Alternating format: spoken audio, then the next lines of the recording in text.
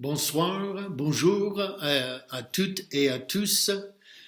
Nous continuons à prier pour vous et nous vous aimons. On va étudier le chapitre 4 du livre de Philippiens. Et si vous avez une Bible en main, le thème de Philippiens, c'est la joie. Dans 104 versets, Paul utilise le mot joie ou bien se réjouir 16 fois.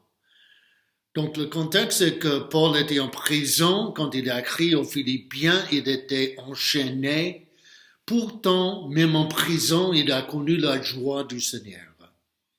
Et c'est le désir de Dieu que nous vivions dans sa joie même pendant la crise du virus.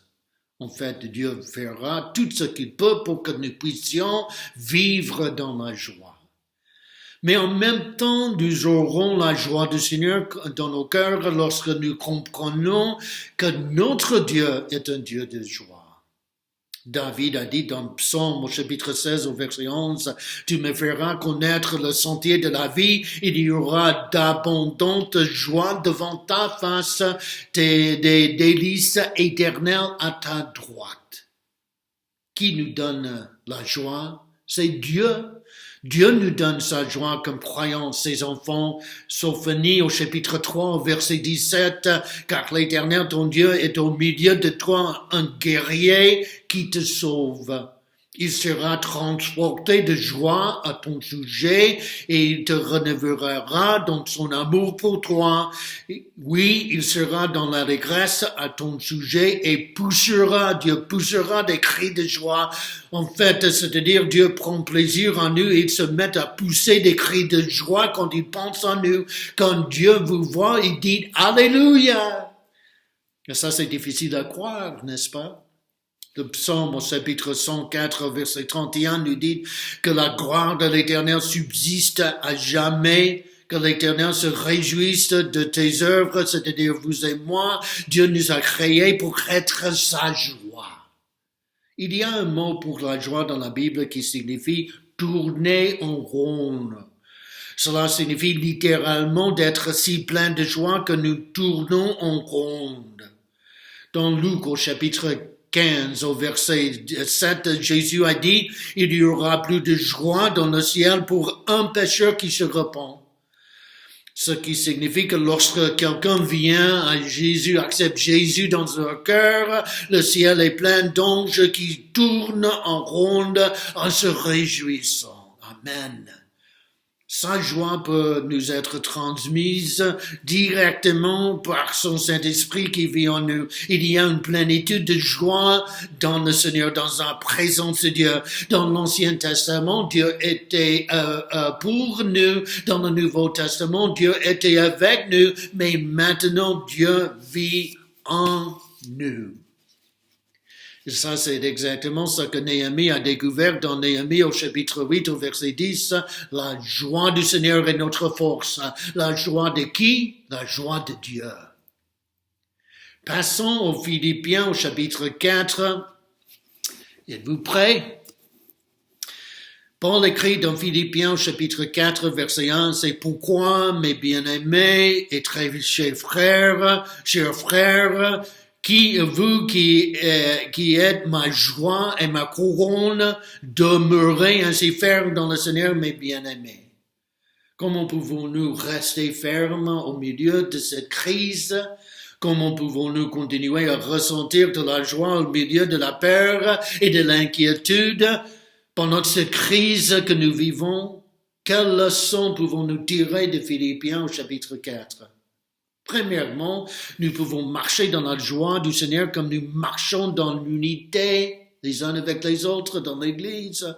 Paul écrit dans Philippiens au chapitre 4, verset 2, « J'exhorte Évodie et j'exhorte Syntyche à être d'un même sentiment dans le Seigneur. » Apparemment, il y avait un conflit entre les deux femmes.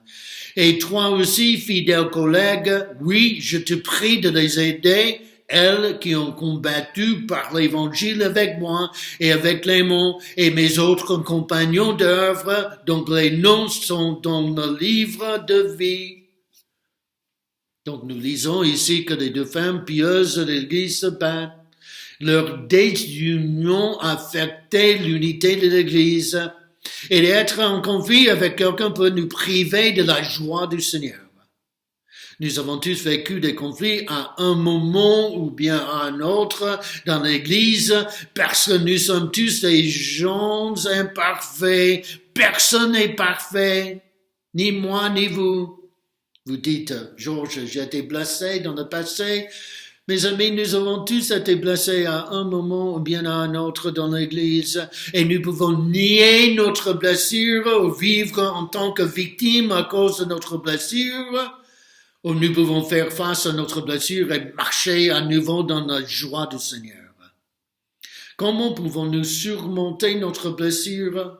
En pardonnant. Nous devons pardonner. Mais vous dites, Georges, vous ne savez pas ce qu'ils m'ont fait. Mais le pardon ne signifie pas accepter ce qu'ils nous ont fait, ce qu'ils nous ont fait était bien, ce n'est pas du bien, mais le pardon signifie que je vais laisser aller, je vais donner ma blessure à Dieu et que Dieu s'en occupe. 9 fois sur 10, les gens qui nous ont blessés ne pensent qu'ils ont rien fait de mal de tout. Et la personne qui vous a blessé ne pense de tout à vous. Je peux pardonner qu'avec l'aide du Saint-Esprit. Je peux que pardonner en réalisant combien Dieu m'a pardonné. Réaliser combien Dieu nous a pardonné nous change, nous donne la force de pardonner aux autres. Éphésiens chapitre 4, verset 32, soyez bons et compatissants les uns envers les autres, pardonnons les uns aux autres, tout comme en Christ, Dieu vous a pardonné. Comment pouvons-nous pardonner quelqu'un qui nous a blessés, offensés? Confessons honnêtement nos sentiments, reconnaissons que nous sommes impuissants à changer ce que nous ressentons et donner à Dieu la permission de changer nos sentiments. Et dans la prière, pardonnons spécifiquement à chaque personne qui nous a blessés. Décidons de pardonner. Certaines personnes disent, j'ai pas envie de pardonner, je ne veux pas entendre parler de pardon, je ne peux pas pardonner quelqu'un. Mais ce n'est pas une question de sentiment, c'est une question d'obéissance au commandement de Jésus. Et quand nous pardonnons, nous pouvons vivre, nous pouvons revivre dans la joie du Seigneur. Le pardon ne rend pas l'autre juste, le pardon nous libère. Deuxièmement, nous pouvons marcher dans la joie en suivant la formule de Dieu pour surmonter l'inquiétude et la peur. Philippiens au chapitre 4, au verset 4, réjouissez-vous toujours dans le Seigneur. Je le répète, réjouissez-vous que votre douceur soit connue de tous les hommes. Le Seigneur est proche. Et je le crois de tout mon cœur que Jésus va revenir bientôt. Amen. Ne vous inquiétez de rien, mais en toutes choses faites connaître vos besoins à Dieu par des prières, des supplications, avec des actions de grâce. Et la paix de Dieu, qui surpasse toute intelligence, gardera vos cœurs et vos pensées en Jésus-Christ. Au reste, frères, tout ce qui est vrai, honorable, juste, pur, aimable, tout ce qui mérite l'approbation, tout ce qui est vertueux et digne de louange, soit l'objet de nos pensées, de vos pensées. Voici la formule de Dieu pour surmonter l'inquiétude et la peur et vivre dans la joie du Seigneur. Premièrement, nous nous inquiétons de rien. Ça, c'est plus facile à dire qu'à faire, hein? C'est impossible sans l'aide de Dieu. Et lorsque nous nous inquiétons, nous essayons d'assumer le rôle de Dieu dans nos vies et d'assumer la responsabilité des choses dont Dieu a jamais voulu que nous soyons responsables. En fait, plus de 90% de ce qui nous inquiète n'arrivera jamais dans nos vies. Et Jésus l'a dit ainsi, prenez un jour à la fois. Hier est parti, demain n'est pas encore là. Aujourd'hui, c'est tout ce que nous avons. Matthieu au chapitre 6 au verset 34, Jésus nous a dit, ne vous inquiétez donc pas de demain, car demain s'inquiétera de lui-même, chaque jour a ses propres problèmes. Dieu est pour nous et Dieu veut le meilleur pour nous. Répétez après moi chez vous, s'il vous plaît, Dieu est pour moi. Jérémie au chapitre 29 au verset 11, car je connais les projets que j'ai formés sur vous, dit l'Éternel, projets de paix et non de malheur, afin de vous donner un avenir et de l'espérance. Amen. Deuxièmement, nous devons prier pour tout. Si cela vaut la peine de paniquer, cela vaut la peine de prier. Pierre nous a dit dans 1 Pierre au chapitre 5 au verset 7 que nous devons déchargeons-nous sur lui de tous nos soucis, car lui-même prend soin de nous. En fait, nous déposons nos soucis aux pieds de Jésus. Nous nous inquiétons de rien et nous prions pour tout, pour tout. Dieu n'est pas seulement, Dieu ne s'intéresse pas uniquement dans les grandes choses, entre guillemets, de nos vies, mais aussi dans les petites choses. En fait, Dieu est préoccupé par les détails de nos vies. Dieu n'est jamais trop grand ou trop occupé avec entre guillemets, les choses les plus importantes du monde pour se préoccuper également des choses quotidiennes dans nos vies. Et écoutez bien cela, s'il vous plaît. Pour Dieu, tout est petit, tout est petit. Il a créé l'univers. Même le plus grand besoin de nos vies est petit pour Dieu par rapport à sa grande puissance. Car rien n'est impossible avec Dieu. Répétez après moi ce soir chez vous, rien n'est impossible avec Dieu. Troisièmement, nous pouvons prier avec action de grâce, prier avec action de grâce. Nous remercions Dieu, non pas pour ce que nous n'avons pas, mais pour ce que nous avons dans la vie. Quelqu'un a dit un jour, je me suis plaint de ne pas avoir de chaussures avant d'avoir vu un homme sans jambes. Il y a toujours quelque chose pour laquelle nous pouvons être reconnaissants, notre salut, notre santé, notre église, nos pasteurs, nos amis, notre vie en Christ, notre relation avec Dieu. Et enfin, nous pouvons garder nos pensées, notre esprit sur des bonnes choses, que tout ce qui est vrai pour l'écrit soit l'objet, vrai, juste, pur, etc., soit l'objet de nos pensées. Comme des êtres humains, nous avons en moyenne 50 000 pensées chaque jour. Et ça, c'est une bonne ou une mauvaise nouvelle parce que chaque pensée que nous pensons nous pousse soit vers Dieu et plus proche de Dieu et la foi, soit loin de Dieu et l'inquiétude et la peur. Aucune pensée n'est neutre. Et la façon dont nous pensons détermine la façon dont nous nous sentons et la façon dont nous nous sentons détermine la façon dont nous agissons. La qualité de notre vie est déterminée par la qualité de nos pensées. Proverbe au chapitre 23, verset 7, car il est comme les pensées de son âme. Notre vie de pensée est si importante dans notre vie. En fait, nous ne sommes aussi spirituels que notre vie de pensée. Et si vous pensez que vous êtes plus spirituel que quiconque, comment aimeriez-vous que toutes vos pensées de la semaine dernière soient affichées sur un écran, soient lues par tout le monde? Je crois pas. Dieu désire que nous contrôlions notre vie de pensée. Paul écrit que nous devons prendre en captivité chaque pensée pour la rendre obéissante au Christ. Nous devons prendre en captivité, nous devons mettre nos pensées sous le contrôle de Dieu dans nos vies. 2 Corinthiens au chapitre 10 au verset 5. Et nous pouvons ensuite prier, nous pouvons dire, Satan, avec l'autorité et la puissance de Jésus en moi, je te lis et je résiste à tes pensées impies. Je suis un enfant de Dieu marchant dans la puissance du Saint-Esprit. Je te renvoie tes pensées. Je suis une nouvelle création en Jésus-Christ. Je suis un homme de Dieu. Je suis un enfant de Dieu. Vous êtes une femme de Dieu. Celui qui est en nous est plus grand que celui qui vit dans le monde. Et puis ensuite, nous remercions Dieu à haute voix pour les bonnes pensées, pensées pieuses. Nous pouvons prendre une décision aujourd'hui pour permettre au Christ de mettre des limites autour de notre vie de pensée. Nous pouvons remplir notre esprit de pensée positive avec des choses, pensées positives, pures, spirituelles, vraies et justes. Et nous ne pouvons éliminer les pensées d'inquiétude et de peur que lorsque nous les remplaçons par les pensées positives de foi en Jésus-Christ. Psaume au chapitre 62, verset 8.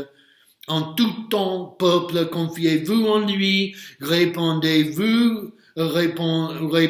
vos cœurs en sa présence, parce que Dieu est notre refuge. Dieu nous aidera. Et si nous lui faisons confiance, Dieu nous aidera.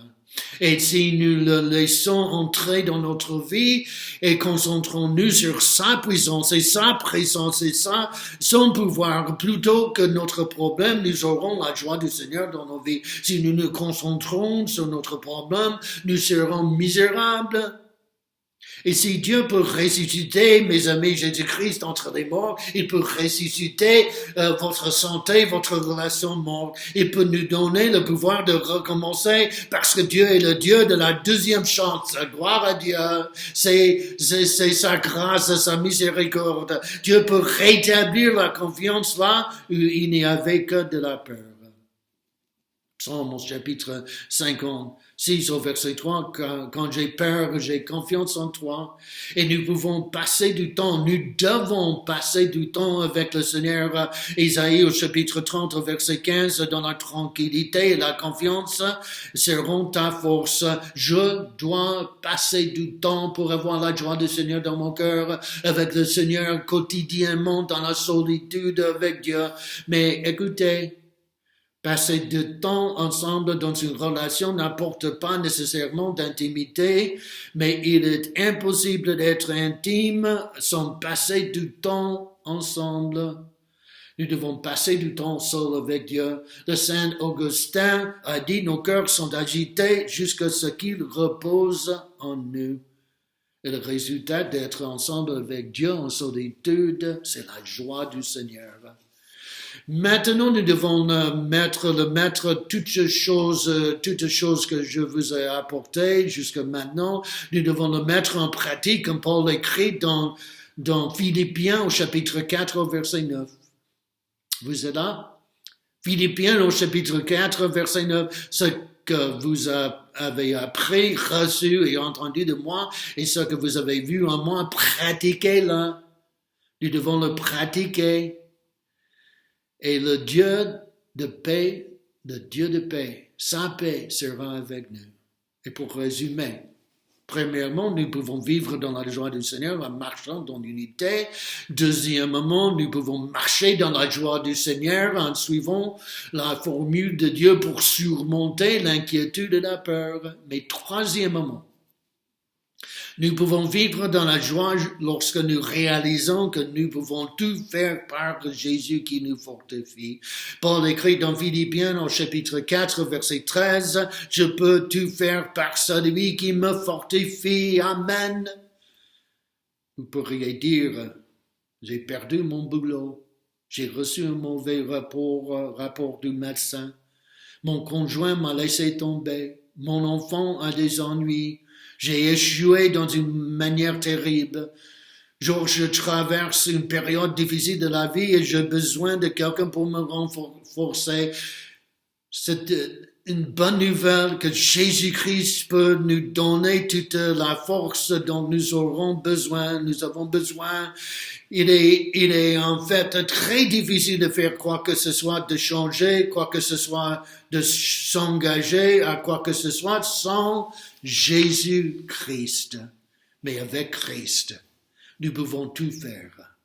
Ce n'est pas je pense que je peux. Ce n'est pas je pense que je peux le faire.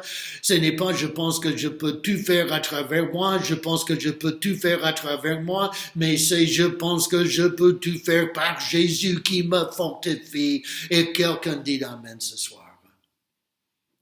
Il y avait un petit ours, un ourson jouait qui jouait dans la forêt lorsqu'un lion s'est approché de lui, et le petit ours l'ourson s'est figé de peur quand il a vu le lion s'approcher lentement de lui. Alors que le lion s'approchait de 15 mètres, le lion s'est soudainement arrêté, et il a eu peur et s'est enfui. Le petit ours l'ourson était fier d'avoir pu effrayer le lion. Il a pensé, je suis très puissant. Il était fier de lui. Mais quand il s'est retourné, il a vu sa mère juste derrière lui. Le lion n'avait pas peur de petit ours, mais il avait peur de qui le soutenait. Et par nous-mêmes, l'ennemi n'a pas peur de nous, il n'a pas peur de Georges.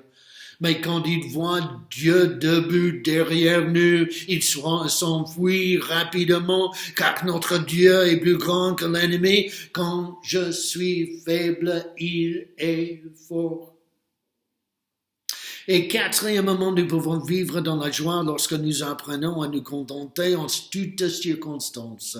Philippiens au chapitre 4, verset 10, « J'ai éprouvé une grande joie dans le Seigneur de ce que vous avez pu enfin renouveler l'expression de vos sentiments pour moi. Vous y pensiez bien, mais l'occasion vous manquait. Ce n'est pas en vue de mes besoins que je dis cela, car j'ai appris à être content de l'état où je me trouve. Je sais vivre dans l'humiliation et je sais vivre dans l'abondance en tout et partout. J'ai appris à être rassasié et à avoir faim et à être dans l'abondance et à être dans le 17. Donc, nous ne pouvons pas vivre dans la joie jusqu'à ce que nous apprenions à nous contenter de vivre dans n'importe quelle situation dans laquelle nous nous trouvons. En fait, l'apôtre Paul a écrit dans Philippiens au chapitre 4, verset 12, « J'ai appris le secret d'être content. » N'oublions pas que Paul était en prison. Il a appris à se contenter. Il a fait le choix de vivre dans le contentement et dans la joie. La joie est une décision. Nous sommes aussi joyeux que nous le souhaitons.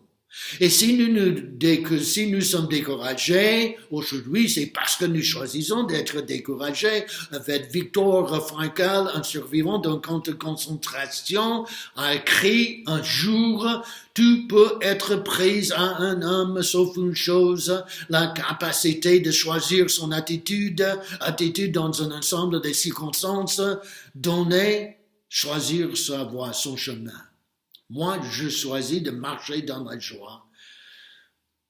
Et c'est si important parce qu'il y a une telle tentation de marcher selon nos sentiments, de mettre notre foi, notre espoir dans ce que nous ressentons à un moment donné, en particulier au milieu des épreuves. Cependant, je dois laisser mes sentiments me dire je ne dois pas laisser mes sentiments me dire comment vivre. Au lieu de cela, je dois dire, sinon commander, proclamer mes sentiments d'obéir à Dieu au milieu des circonstances difficiles. Je fais le choix de me réjouir et de trouver de la joie dans les mauvaises circonstances. Et vous et moi, la douleur, nous savons bien que la douleur est inévitable, mais la misère, c'est une option. Vous et moi, nous pouvons éviter la douleur, mais nous pouvons éviter la joie du Seigneur. Et Dieu nous a donné une liberté si immense qu'il nous permettra d'être aussi misérables que nous voulons l'être. Beaucoup vivent en captivité entre guillemets, dès que je vais mieux, je ferai quelque chose pour Dieu. Dès que mes enfants seront hors de la maison, j'aurai du temps en solitude avec Dieu. Dès que ce problème sera résolu, j'adorerai vraiment Dieu. Dès que. La vie ne sera jamais libérée de dégâts. Comment pouvons-nous nous contenter en nous acceptant ce qui ne peut être changé? La vie, la foi ne nie pas la réalité de la crise que nous vivons, dans laquelle nous nous trouvons. La foi refuse de se décourager face à la réalité de cette crise. Ce n'est pas prétendre que vous n'avez pas de problème, mais la foi refuse de se décourager malgré le problème. Voici ce que c'est la vraie foi. Et deuxièmement, nous nous concentrons sur ce qui reste, pas sur ce qui est perdu. 1 Thessaloniciens, au chapitre 5, au verset 18, « Rendez grâce en toutes choses, car c'est à votre égard la volonté de Dieu en Jésus-Christ. » Soyons reconnaissants pour le problème? Non. Soyons reconnaissants pour ce que nous avons en Jésus. Soyons reconnaissants que Dieu soit toujours avec nous. Soyons reconnaissants que Dieu puisse apporter le bien, même du mal, du mauvais. Nous devons choisir de nous concentrer sur la bonté de Dieu. Il n'y a aucun moyen de fabriquer cette joie par nous-mêmes. Et si nous voulons connaître cette joie dans nos vies, nous avons désespérément besoin du Saint-Esprit. Nous devons nous connecter avec Dieu. Nous devons couper tout ce qui interdit notre joie, puisse faire des choix et puis faire des choix qui nous rapprochent de la vie avec la joie du Seigneur dans nos cœurs. Le contentement, bien que nous nous rapprochons de Dieu. David a dit dans le psaume au chapitre 63 au verset 1, « Ô Dieu, tu es mon Dieu, je te cherche, mon âme a soif de toi, mon corps soupire après toi, dans une terre aride, déchaissée sans eau. » Et finalement, nous pouvons vivre dans la joie, cinquième moment, dans la joie du Seigneur lorsque nous réalisons que Dieu prendra soin de tous nos besoins. Philippiens au chapitre 4, verset 19, « Et mon Dieu pourvoira à tous vos besoins selon sa richesse avec gloire en Jésus-Christ. » Qui répondra à nos besoins? C'est Dieu. Dieu, c'est notre Père qui prend soin de nous. Il a dit par écrit, mon Dieu va pourvoir à tous vos besoins. Paul aurait facilement pu prier, dire, et votre Dieu répondra à tous vos besoins. Mais il a dit, mon Dieu, et quand il a dit, mon Dieu, il le rend extrêmement personnel. C'est le Dieu d'Abraham, d'Isaac, d'Ésaïe et de Jacob qui est mon Dieu. C'est le Dieu qui a ressuscité Moïse qui est mon Dieu. C'est le Dieu qui a conduit Josué autour des murs de Jéricho qui est mon Dieu. C'est le Dieu qui a permis à David de vaincre Goliath qui est mon Dieu. C'est le Dieu d'Ésaïe, Jérémie, d'Ézéchiel, Daniel et tous les prophètes qui est mon Dieu. C'est le Dieu de la naissance de la Vierge qui est mon Dieu. C'est le Dieu qui a ressuscité Jésus d'entre les morts qui est mon Dieu. C'est le Dieu des apôtres qui est mon Dieu. Alléluia. En bref, lorsque Paul dit mon Dieu, il veut que nous nous souvenions que le même Dieu qui a accompli tous les puissants miracles de la Bible, le même Dieu qui fait cette étonnante promesse. Dieu répond-il à tous nos besoins? Oui. La promesse est qu'il répondra à tous nos besoins. Ce n'est pas qu'il pourrait répondre à nos besoins, mais il le fera. C'est une garantie. Ça ne signifie pas que nous pouvons être paresseux ou que Dieu nous donnera tout ce que nous voulons. Il y a une grande différence entre nos besoins et nos passions. En fait, Jacques, au chapitre 4, verset 3, nous dit, vous demandez et vous ne recevez pas parce que vous demandez mal dans le but de satisfaire vos passions. Dieu promet de répondre à tous nos besoins légitimes, matériellement, financièrement, émotionnellement, spirituellement. Dieu promet de répondre à tous nos besoins. Et c'est vrai. Qu'est-ce que cela nous laisse à nous inquiéter? Rien. Dieu dit, j'assume la responsabilité des besoins de mes enfants. Pourquoi peut-il nous promettre cela? Parce que son offre est sans limite. Son offre est sans limite. Mon Dieu pourvoira à tous nos besoins selon ses glorieuses richesses en Jésus-Christ. En fait, la banque de Dieu ne fera jamais faillite. Il a des ressources sans limite. Et Dieu nous donne un chèque en blanc. Philippiens au chapitre 4, verset 19, il nous donne un chèque en blanc pour nous, chrétiens fidèles. Et un chèque en blanc ne vaut rien s'il n'a pas de signature. Mais ce chèque est signé au nom de Jésus-Christ. Son chèque ne rebondit jamais. Et ce n'est pas un chèque en blanc qui garantit une route facile, une réponse à toutes nos prières, mais cela garantit que notre Dieu fournira tout ce que nous avons besoin et quand nous avons besoin, et nous pouvons vivre dans la joie du Seigneur. Et pour terminer ce soir, il y a une vraie histoire d'un couple chrétien qui a vendu son entreprise à perte et ensuite s'est lancé dans un travail de vocation chrétienne. Et puis les choses ont mal tourné financièrement. Il y avait 4 enfants dans la famille, 4 garçons. Et une nuit, pendant des moments de la louange, Timothée, le plus jeune des garçons, a déclaré, a demandé, « Papa, pensais-tu que ce serait un problème si je me demandais à Dieu une chemise? » Eh bien non, bien sûr que non, a dit papa. Et ensuite, il a dit, le père a dit à la mère, « Écris cela dans notre cahier de demande de prière. » Et alors, maman a écrit chemise pour Timothée, et puis elle a ajouté taille petite. Et vous pouvez être certain, vous pouvez être sûr que chaque jour Timothée s'assure veiller à ce qu'il prie pour la chemise. Et après plusieurs semaines,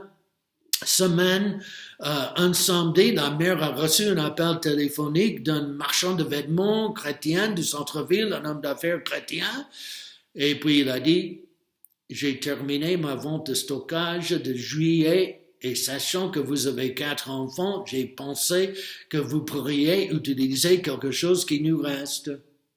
Et pourriez-vous utiliser des chemises pour garçons? Et puis la mère, elle a dit, quelle taille? Il a dit, taille petite. Vous en avez combien? Demanda-t-elle avec hésitation. Il a dit 12. Et beaucoup d'entre nous ont peut-être pris les chemises, les mettre dans le trottoir, vêtements, et faire quelques commentaires occasionnels, rapides aux enfants. Et par ses parents sages, comme prévu, comme prévu, cette nuit-là, Timothée a déclaré, a prié, n'oubliez pas, maman, prions pour la chemise. Et maman a dit, nous n'avons pas à prier pour la chemise, Timothée. Oui, comment ça se fait? Le Seigneur a répondu à ta prière. Oui, il l'a fait. Et ainsi comme convenu précédemment, son frère Thomas sort et prend une chemise, la remène et la pose sur la table. Et les yeux de le petit Timothée sont comme des soucoupes. Et Thomas allait chercher une autre chemise et la ramène, aller-retour, jusqu'à ce qu'il empile 12 chemises sur la table. Et Timothée a pensé que Dieu s'est lancé dans le commerce des chemises. Amen. Mais vous savez qu'il y a aujourd'hui un petit garçon du nom de Timothée qui croit qu'il existe un Dieu au paradis qui s'intéresse suffisamment à ses besoins pour fournir des chemises aux garçons. Et si Dieu peut fournir une chemise pour un petit garçon qui avait la foi, Dieu peut répondre à nos besoins aujourd'hui. Amen. Que Dieu vous bénisse. Nous vous aimons.